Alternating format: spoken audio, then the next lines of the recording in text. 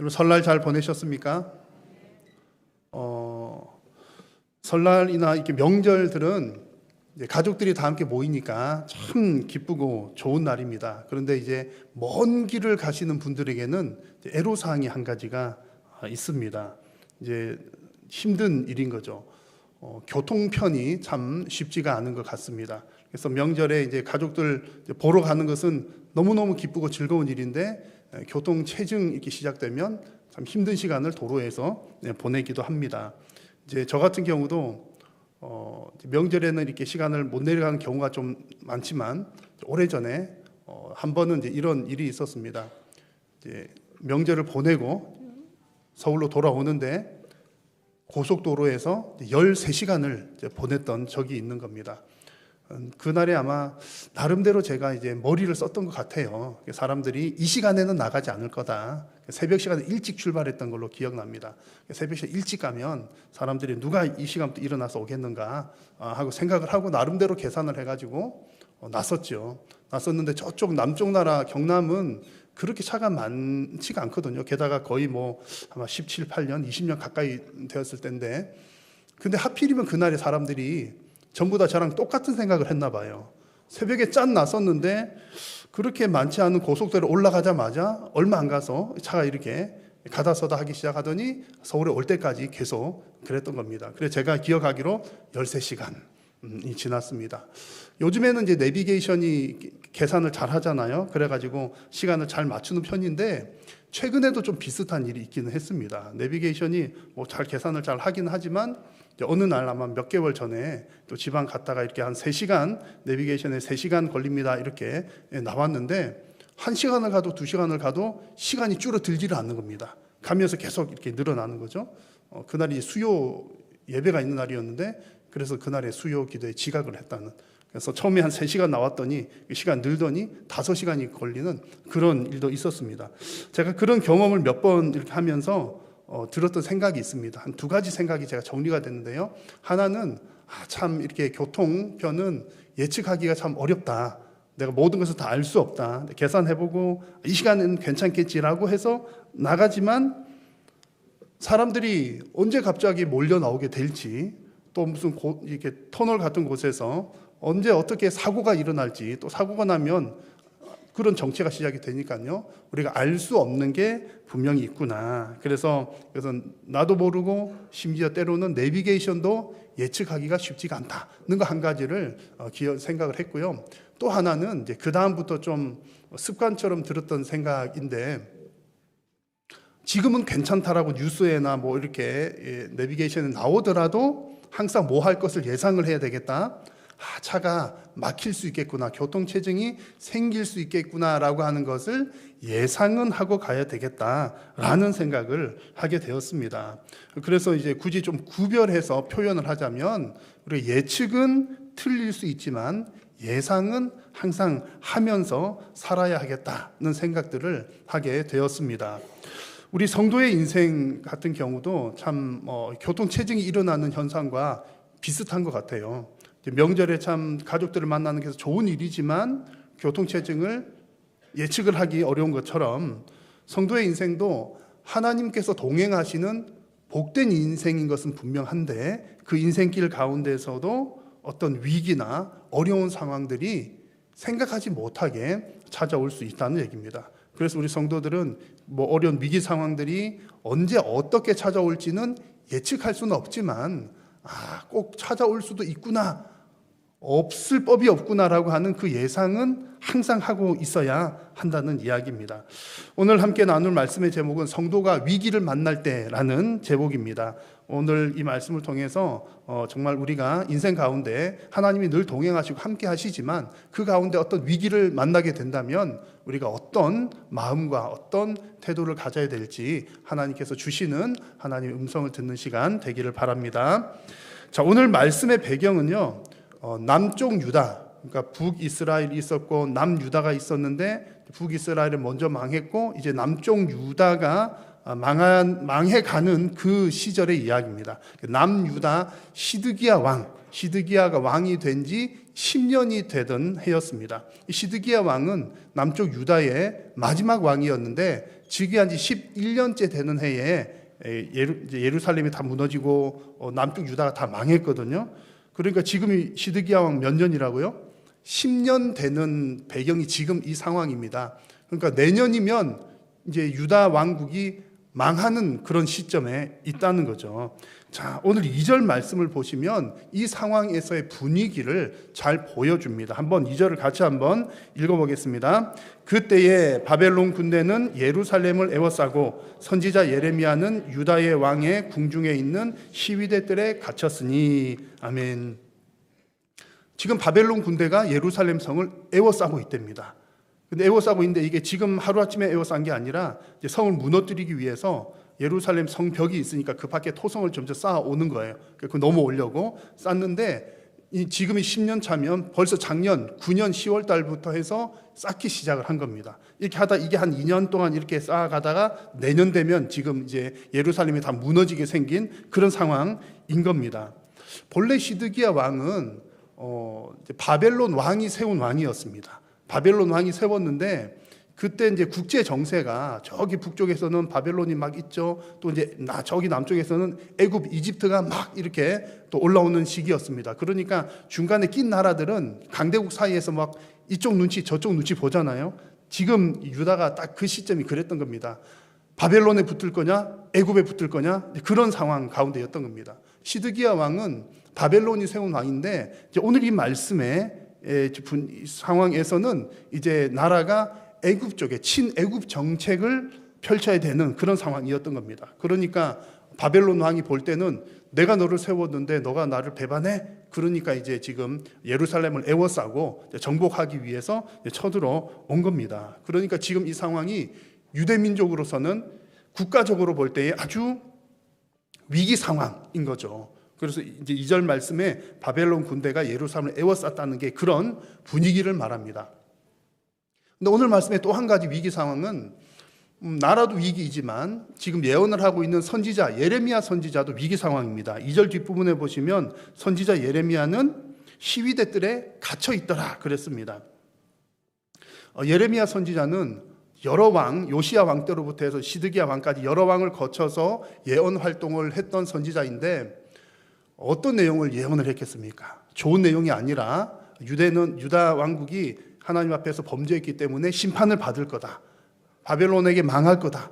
포로로 잡혀가야 된다. 심지어 시드기야 왕도 포로로 잡혀갈 거다. 이런 예언을 한 겁니다. 그러니까 지도자들이 보기에는 눈에 가시인 거죠. 좋은 얘기만 하고 용기를 북돋주면 좋을 텐데 예레미야는 하나님께서 주신 말씀만 받은 그대로 전하는 용기 있게 이렇게 전하다 보니까 지도자들이 듣기에는 싫은 그런 내용들이었던 겁니다. 그래서 미움을 사게 되고 지금 궁중에 있는 시위대 뜰에 갇혀 있는 그런 상황입니다. 그래서 이 이제 시대적인 배경이 좀 복잡하지만 간단하게 말씀을 드렸고요. 이 상황 가운데서 우리가 유심히 보고자 하는 중요한 사항이 이제부터 나옵니다. 자, 지금 나라도 위기 상황, 예레미야 개인도 위기 상황인데 위기가 찾아온 이유가 각각 다릅니다. 결론을 먼저 말씀드리자면 지금 유다 왕국이 위기를 맞이하게 된 이유는 불순종 때문이고 예레미야 선지자가 위기를 맞이하게 된 이유는 하나님에 대한 순종 때문이었습니다. 불순종과 순종이라고 하는 전혀 다른 모습의 결과가 위기라고 하는 결과는 똑같이 나타났다는 거죠. 지금 유대민족이 바벨론에 의해서 포위를 당하고 침공당한 것은 뭐 정치적으로 볼 때 뭐 애굽이냐 바벨론이냐 뭐 그 사이에서 어떻게 했냐 여러 가지들 이유들이 있지만 근본적으로는 하나님에 대한 불순종 때문에 하나님께서 심판을 하신 겁니다. 하나님께서 바벨론 왕을 들어서 유다를 치게 하신 거죠. 하나님의 징계라는 이야기입니다. 그래서 지금 남유다 왕국은 하나님에 대한 불순종 때문에 위기를 맞이했다는 얘기입니다. 자, 그런데 예레미야 선지자는 앞서 잠시 말씀드린 것처럼 꿋꿋하게 하나님의 말씀을 전했던 선지자입니다. 하나님 말씀에 순종을 했다는 거죠. 하나님의 말씀에 순종했는데 그 결과가 하나님께서 복 주셨더라, 그게 아니라 시위대 뜰에 갇혔더라, 그런 내용입니다. 이렇게 보니까 지금 위기를 당한 상황은 똑같이 위기이지만 위기를 만나게 된 이유는 불순종과 순종, 전혀 다른 두 가지의 내용인 겁니다. 여러분, 이것이 우리에게 보여주는 바가 무엇입니까? 하나님의 백성들은 종종 위기를 만나게 되는데 그 위기를 만나게 되는 이유가 각기 다를 수 있다는 얘기입니다. 때로는 하나님의 백성들이 하나님께 불순종하면 위기를 만날 수 있는데 그건 좀 이해가 됩니다만, 때로는 하나님의 말씀대로 순종하면서 살려고 했을 때에도 위기를 만나기도 한다는 얘기입니다. 여러분, 이것이 우리에게 가르쳐주는 바가 무엇입니까? 성도의 인생에도 위기와 시련은 있다는 말씀입니다. 아멘이십니까? 아멘이 약하시잖아요. 우리가 위기가 없으면 좋겠는데, 여러분, 저는 정말 위기가 없기를 바랍니다. 우리 성도님도 어려움 안 당하기를 기도하거든요. 기도하는데 그렇게 기도는 할 수 있고 해야 되지만 성도의 인생에 위기가 있다라는 사실을 우리가 받아들이고 예상하는 것은 너무나 중요한 겁니다. 왜냐하면 처음 예수님 믿을 때 옆집에 개똥이 엄마 보니까 예수님 믿고 다 잘 되기만 한 것 같아. 자식도 잘 되고 남편도 잘 되고 뭐 다 잘 되는 거 보니까 나도 예수 믿으면 잘 되겠지 해가지고 짠 믿었어요.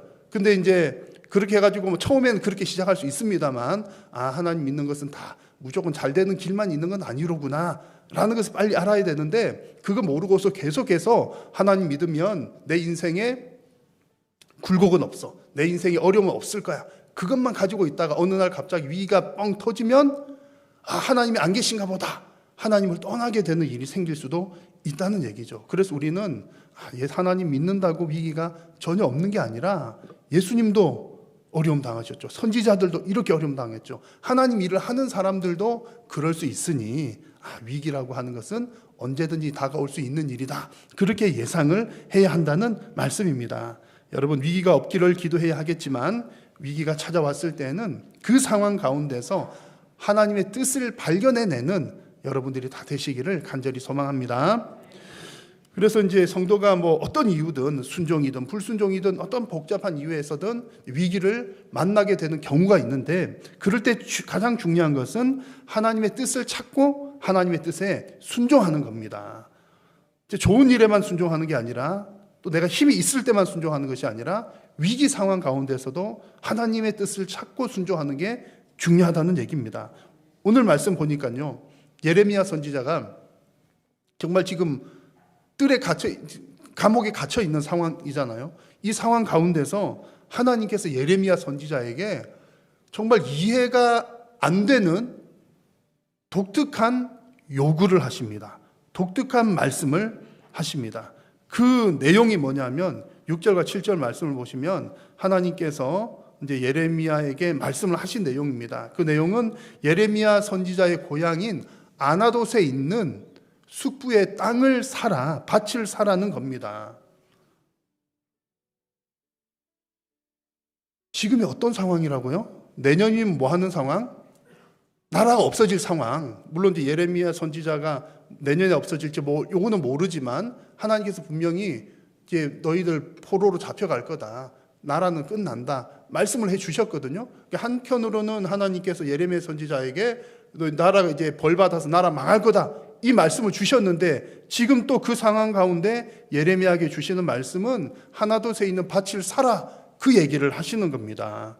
나라가 지금 망해가는 상황인데 밭을 사라니, 여러분 이해가 잘 안 되는 상황이죠. 물론 지금 이 상황은 단순히 이제 부동산을 매입하라 그런 의미가 아니라, 이스라엘 백성들에게 있었던 고엘이라고 하는 제도, 고엘 제도라고 하는 게 있어가지고 어쨌든 이스라엘의 법 중에 하나입니다. 내 형제나 친척이 어려워졌을 때 그 경제를 책임져 주는 한 방편으로 고엘 제도라고 하는 게 있었는데, 그렇다 손 치더라도 내년 좀 있으면 나라가 없어질 상황인데 지금 하나님께서 이런 명령을 하시는 것은 사실 이해가 안 되는 부분이라는 겁니다. 이해가 잘 안 되는 이 상황 가운데 하나님 말씀하셨을 때 예레미야는 어떤 반응을 보입니까? 8절의 말씀을 여러분 화면에 있는 말씀을 같이 한번 읽어보겠습니다. 여호와의 말씀과 같이 나의 숙부의 아들 하나멜이 너는 베냐민 땅 아나돗에 있는 나의 밭을 사라 하는지라 내가 이것이 여호와의 말씀인 줄 알았으므로. 아멘. 지금 이해는 아직까지 안 되는 상황이거든요. 아니 지금 나라가 망한다고 하셔놓고서는 고향 땅에 있는 밭을 사라고? 이해는 안 되지만 하나님께서 그렇게 말씀을 하시니까 8절 마지막 부분에 내가 이것이 여호와의 말씀인 줄 알았으므로 하나님의 뜻으로 확신하고 받아들였다는 얘기입니다. 여러분 여기서 중요한 포인트는요, 이해가 되는 것과 확신이 드는 것은 다를 수도 있다는 얘기입니다. 일반적으로 볼 때는 여러분 그래 맞아 그 확실해 그렇게 할 때 어떤 경우에 확신이 들죠? 내가 이해가 됐을 때입니다. 요건 요렇고 저건 저러니까 이렇게 될 거야. 이해가 되면 확신이 드는 게 일상적이긴 합니다만 때로는 이해가 안 되어도 그래 맞아 확실해 라고 확신이 드는 경우도 있습니다. 여러분 주변에 있는 믿을 만한 사람을 한번 떠올려 보십시오. 어떤 여러분들이 정말 신뢰하고 믿을 만한 사람이 무슨 얘기를 해줘요. 어느 전문가가 있다고 가정을 해봅시다. 이건 이렇게 하고 저렇게 저런 거야 할 때 여러분 이해는 안 되지만 믿을 만한 사람이 그 얘기를 하면 여러분 믿으십니까? 안 믿으십니까? 안 믿으시면 믿음이 너무 없는 거죠. 우리는 대충 믿거든요. 그런데 나는 모르지만 어느 분야에 내가 평상시 저 사람 하는 말은 확실히 맞아. 내가 지난번에도 얘기 맞았고 확실히 맞아. 그러면 100% 믿어버리는 거예요. 얼마나 그럼 좋습니까? 사람들 사이에서도 정말 그 사람이 신뢰할 만한 사람이다라고 하는 신뢰를 하면 그 사람이 하는 말이 어떤 때는 이해가 안 되지만 믿고 따라가는 거예요. 사람들 관계에서도 그런 것처럼 하물며 하나님과의 관계에서는 여러분 더 그렇다는 겁니다. 여러분 하나님은 살아계신 하나님이신 줄로 믿으십니까? 하나님 모든 것을 다 알고 계신 분이신 줄 믿으십니까? 또 그런 경험을 해보셨나요? 해보셨잖아요. 하나님께서 얼마나 우리의 지식과 지혜보다 더 높이 계시고 우리의 인생을 통찰해 보시고 나는 한 치 앞도 안 보이지만 하나님이 다 알고 계신다는 것 우리는 경험을 해봐서 압니다. 그 하나님을 신뢰한다면 때로는 이해가 되지 않는 명령을 하실지라도 우리는 순종할 수 있는 줄로 믿습니다. 중요한 것은 하나님이 그러한 분이라는 것을 믿고 신뢰하는 일입니다. 여러분 하나님은 여러분의 인생을 하나님의 자녀인 여러분의 인생을 가장 선한 길로 인도하고 계신 분이신 줄로 확실히 믿으시기를 바랍니다. 그 하나님을 신뢰하면 하나님께서 하시는 말씀이 이해가 때로는 안 되더라도 우리는 믿고 확신하고 따라갈 수 있는 겁니다. 순종까지 이어지는 거죠. 오늘 말씀에서 9절에서 14절의 말씀을 보시면 이제 예레미야는 그 하나님께서 하신 말씀을 따라서 이제 그대로 순종하는 장면이 나옵니다. 9절에서 14절 막 복잡하게 얼마고 어쩌고 저쩌고 무슨 과정들이 쭉 나오거든요. 아나돗을 밭을 사는 과정들이 쭉 나오는데 절차를 따라서 하나하나 꼼꼼하게 다 진행을 했더라 그런 얘기입니다. 그리고 많은 사람들이 보는 앞에서 증인까지 있는 상황에서 다 했더라 하는 겁니다. 그리고 성경은 그 과정들을 세밀하게 기록하고 있습니다. 예레미야가 하나님의 말씀대로 그대로 순종했다는 것을 보여주는 거죠. 사랑하는 성도 여러분, 만약 하나님께서 여러분들이 어떤 어려운 상황 중에 있을 때 여러분들이 이해할 수 없는 어떤 요구를 하신다면, 나는 지금 머리가 복잡해 죽겠는데 성경을 읽다가 보니까 하나님께서 아무개야 너는 이렇게 순종해야 한다 말씀을 해주신다면 여러분 어떤 반응을 보이시겠습니까? 아이고 하나님 그렇지 않아도 머리가 복잡해 죽겠는데 왜 어려운 숙제를 주십니까? 여러분 그러시겠습니까? 여러분 진정한 순종은 이해가 되지 않는 상황 가운데서도 순종하는 것이 진정한 순종인 줄로 믿습니다. 때로는 극도의 위기 상황 가운데서도 하나님의 말씀이라면 순종하는 것이 진정한 순종인 줄로 믿습니다. 그래서 오늘 이 말씀에서 예레미야 선지자가 어떤 국가와 개인의 어떤 상황에서 그 위기 상황 가운데서도 아나돗의 밭을 사라는 정말 이해가 되지 않는 그 말씀에 순종하는 장면을 여러분 꼭 기억하십시오. 그래서 여러분의 인생 가운데서도 정말 어려운 상황, 위기 상황 가운데 하나님께서 어떤 말씀을 하실 때 그 하나님 주시는 말씀을 신뢰하는 마음으로 순종하시는 복된 믿음의 사람 다 되시기를 축복합니다. 자, 그러면 하나님께서는 이렇게 이해가 되지 않는 이런 명령을 하신 의도가 뭘까요? 분명히 하나님의 의도가 있을 거란 말이죠. 왜 이렇게 정말 이해가 되지 않는 거, 순종을 하나 안 하나 그거 보려고 그러셨을까요? 아마 그런 면도 있겠지만 오늘 말씀을 보면 하나님께서 어떤 의도를 가지고 이런 이해가 되지 않는 명령을 하셨는지 그 의도를 찾아볼 수 있습니다. 15절의 말씀을 큰 목소리로 같이 한번 읽겠습니다. 만군의 여호와 이스라엘의 하나님께서 이와 같이 말씀하시니라. 사람이 이 땅에서 집과 밭과 포도원을 다시 사게 되리라 하셨다 하니라. 아멘. 여러분, 이 말씀 뒷부분에 사람이 이 땅에서 집과 밭과 포도원을 다시 사게 되리라, 이게 무슨 뜻입니까? 지금 내년이면 나라가 다 망하는 상황인데 나중에 언젠가는 어떤 상황이 다시 온다고요? 다시 밭과 집과 뭘 사게 되는 상황이 온다는 겁니다. 그런 상황이 왔다는 건 뭡니까? 우리나라가 다시 회복이 된다는 얘기를 하는 겁니다. 지금 나라가 망하지만 천년만년 영원토록 망하는 것이 아니라 하나님께서 다시 이 나라를 살려주실 거다. 살려주시기 때문에 다시 집도 사게 되고 다시 밭도 사게 되고 그런 일이 일어날 것이다. 그 말씀을 하시는 겁니다. 자, 여러분, 이렇게 말씀하시는 것을 보니까 하나님께서 왜 지금 나라가 망하는 시점인데 아나도트에 있는 밭을 사라고 하셨는지 그 독특한 명령을 하신 이유가 이해가 되는 거죠. 우리는 이해할 수 없는 상황이지만 하나님께서는 지금 나라가 망하고 개인이 지금 예레미야 선지자도 감옥에 갇혀 있는 이 상황 가운데서 하나님께서 그 명령을 주신 이유는 우리가 상상할 수 없는 방법으로 하나님께서는 이미 하나님의 회복을 준비하셨던 것을 이 사건을 통해서 보여주시는 겁니다. 여러분, 우리가 믿고 섬기는 하나님은 우리가 비록 우리의 죄 때문에 징계를 당하더라도 징계를 당하는 그 순간부터 우리의 회복을 준비하시는 하나님이십니다. 그 이야기가, 그런 얘기가, 하나님은 이제 죄를 싫어하시니까 죄를 지으면 벌을 주시잖아요. 분명하거든요. 여러분, 죄 지으면 벌 받습니다. 예수님 믿으면 벌을 안 받나요? 받나요?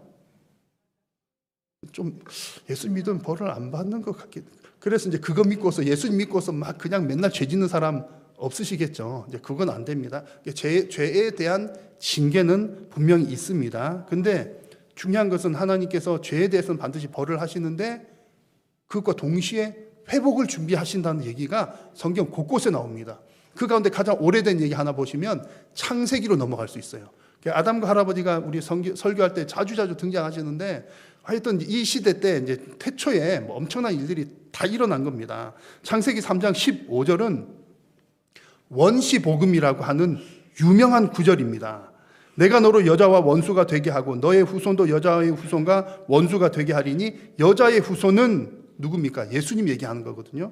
너의 머리를 상하게 할 것이요 사탄의 권세를 깨부신다는 얘기입니다. 그리고 승리하신다는 얘기죠. 너는 그의 발꿈치를 상하게 할 것이니라. 자, 여러분, 이 원시 복음이 보여주는 것은요, 이미 메시아와 구원에 관한 이야기를 아주 오래전 어느 시대 때요? 아담과 하와 시대 때부터 보여주셨다는 얘기입니다. 근데 이 구절이 나오는 이 타이밍이 어떤 타이밍입니까? 창세기 3장이잖아요. 몇 장 안 지나는 타이밍이거든요. 그 바로 앞부분에 보시면 아담과 하와가 죄 지은 얘기가 나오고 죄를 지어가지고 이제 벌을 받는 얘기가 나옵니다. 저주를 받는, 너는 어떻게 되고 땅도 어떻게 되고 모든 피조 세계가 벌 받는 얘기가 나와요. 그렇게 나오면서 동시에 나오는 얘기가 3장 15절입니다. 하나님은 죄에 대해서 반드시 벌하시고 그 대가를 치르게 하시지만 그와 동시에 하나님의 사랑하는 자녀들을 회복시킬 계획을 처음부터 하셨다는 말씀입니다. 이런 하나님의 마음이 창세기 조금 더 뒷부분에 가보시면 또 하나님의 마음이 드러나는데, 하나님께서 아담과 하와가 죄 지어가지고 이제 에덴 동산에 못 살게 되잖아요. 그 에덴 동산에서 쫓아내십니다. 하나님께서 아담과 하와를 에덴에서 쫓아내실 때에 어떻게 쫓아내셨습니까? 1번 벌거 벗겨서 쫓아내셨다. 2번 가죽옷을 지어 입히셨다. 몇 번이죠? 여러분, 천재십니다. 가죽옷을 지어서 입혀서 가셨잖아요. 만약에 여러분, 하나님께서 정말 아담과 하와가 죄를 지었으니까 내가 너희들 미워 죽겠어, 나가서 죽어버려. 만약에 그런 마음으로 에덴에서 쫓아내셨다면 진짜 벌거 벗겨서 하나도 아무것도 없이 그냥 내쫓으셨을 겁니다. 그럼 가서 이제 뭐 어떻게 그러다가 죽었겠지요. 근데 하나님께서 가죽 옷을 지어서 내쫓으셨다는 것은 죽이기 위해서 쫓으신 게 아니라는 겁니다. 뭐 죄에 대한 대가들은 다 있지만 가죽 옷을 입히셨다는 것은 하나님께서 그들의 수치를 가려주시고 또 그들로 하여금 살 길을 열어주셨다는 이야기입니다. 그래서 아담과 하와가 입었던 가죽 옷은 예수 그리스도의 그 구속 사역을 미리미리 보여주신 사건이었던 거죠. 여러분, 하나님은 하나님의 백성들이 만나는 여러 가지 위기 상황 속에서도 회복을 준비하고 계시는 분이신 줄로 확실히 믿으시기를 바랍니다. 하나님은 회복을 준비하시는 분입니다. 근데 여기서 한 가지 중요한 사실이 하나가 더 있습니다. 그러면 이제 오늘 이렇게 말씀 보니까 하나님께서 이제 회복시켜 주시는구나. 그러면 우리 담대한 믿음이 또 생기잖아요. 예수님 때문에 뭐 죄 지어도 용서해 준다니까 한번 지어볼까? 또 하나님 또 회복시켜 주신다니까 또 한번 해볼까? 그래서는 안 될 이야기고요. 이제 이런 상황 가운데 회복을 시켜 주시긴 하는데 하나님께서 언제쯤 회복을 시켜 주실까요? 여러분들이 지금 이 상황이라면 우리나라가 이제 벌 받아서 망하게 됐는데 하나님께서 회복시켜 주신대요. 언제쯤 회복시켜 주시면 좋을 것 같습니까? 1번 1년 후, 2번 100년 후. 언제쯤이요? 그렇죠. 양심도 없지만 저라도 그럴 것 같아요. 뭐 양심 없고 좀 뭐 뻔뻔스럽기도 하지만 주여 1년 내에 회복시켜 주옵소서. 100년 뒤면은 뭐 없잖아요. 우리도 없는데 어떡하라고. 그러니까 이제 벌을 받는 건 받는 거고 하나님 회복시켜 주신다 하니까 기왕이면 하나님 빨리 회복시켜 주옵소서. 그럴 것 같아요. 저라도 한 1, 2년 후쯤 회복시켜 주십시오. 그럴 것 같습니다.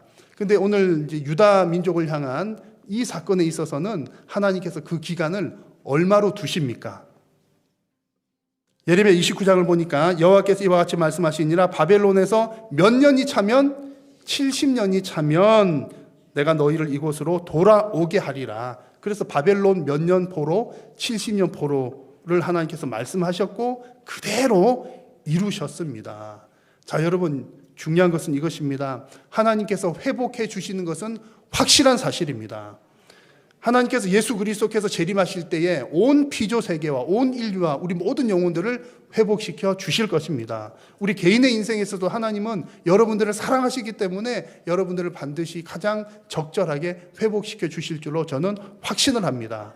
그것은 확실한데 그 회복의 방법과 기간은 누구 손에 달려있다? 하나님 손에, 하나님 뜻에 달려있다는 겁니다. 우리들이 할 일은요, 하나님께서 회복시키신다는 사실을 믿으면서 기도하면서 인내로 기다리는 겁니다. 우리가 오해하지 말아야 될 것은요, 내가 믿음이 좋다는 것은 믿음이 세다, 하나님 회복시켜 주실 줄 믿습니다.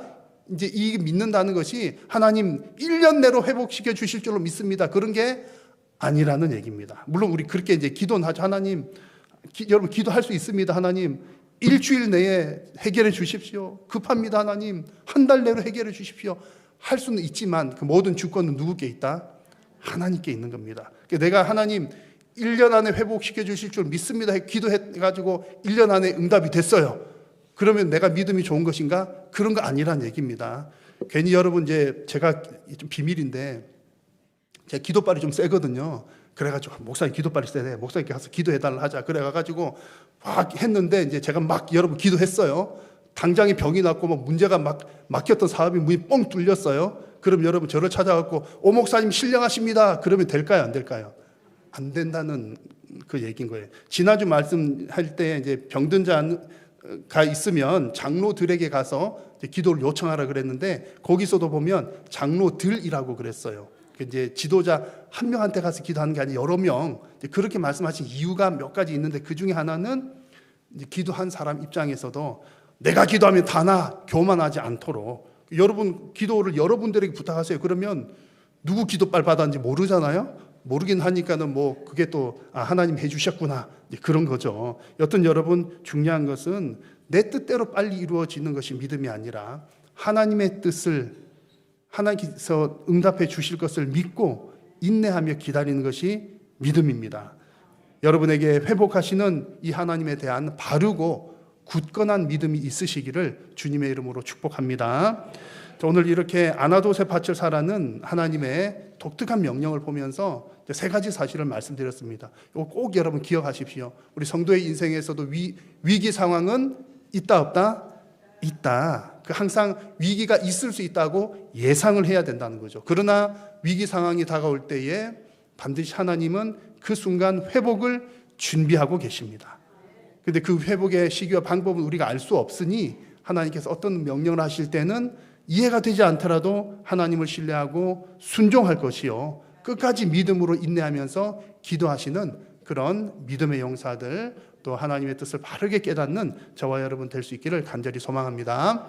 기도하겠습니다. 살아계신 여호와 하나님, 오늘도 우리의 예배를 받으시고 하나님 말씀하여 주시니 감사합니다. 사랑하는 하나님의 백성들이 하나님의 말씀을 들었사오니 우리 인생 가운데 찾아온 그 위기 상황 가운데서도 오직 하나님의 때를, 하나님을 신뢰하며 하나님의 때를 믿음으로 기다리는 복된 성도님들, 믿음의 성도님들 되게 하여 주옵소서. 예수님의 이름으로 기도드립니다.